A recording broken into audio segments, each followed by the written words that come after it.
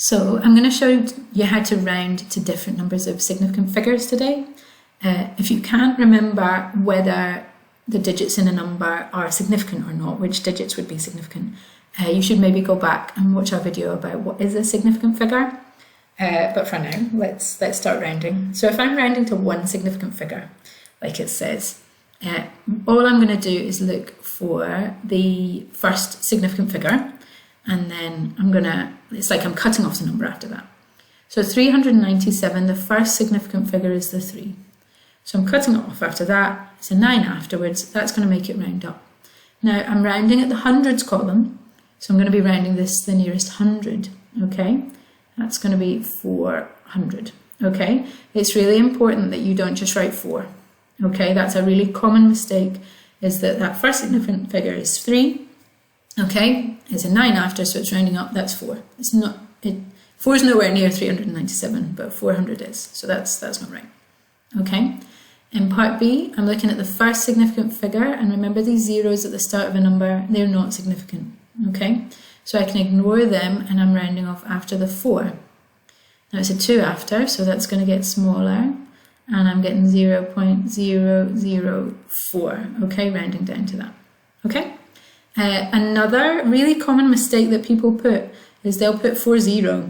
Okay, remember that 0, the zeros at the end after a decimal, they're significant. Okay, so that would give me really 2 significant figures there if I had that 0, so please don't do that.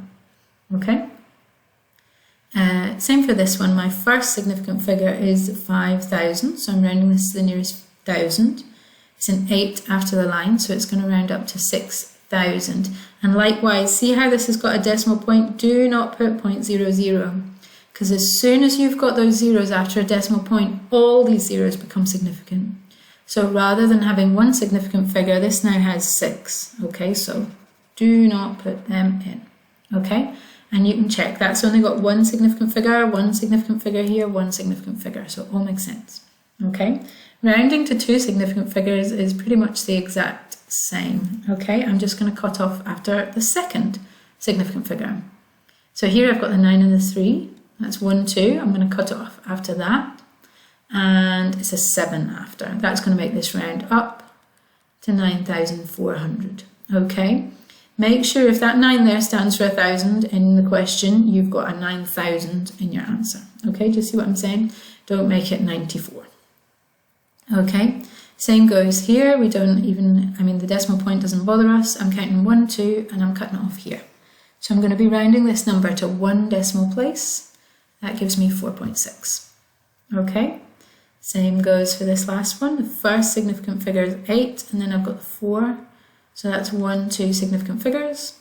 A 4 after means it's going to round down to 0.00084. Okay, so just in terms of place value, making sure all your digits have got the same place value here. So this is 8, like 10,000ths, so I've got 8 10,000ths here.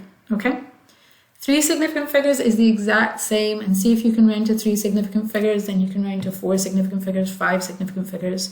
You can round to any number. Okay, the only difference is I'm counting 1, 2, 3 rather than 1, 2 for before. So I'm counting 1, 2, 3 from the start.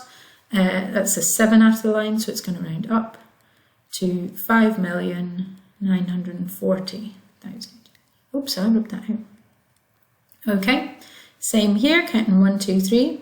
Okay, it's a 4 after, so it's going to round down to 48.2.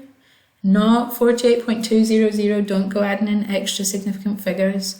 Oh, let me just create a bit more room at the bottom of this page.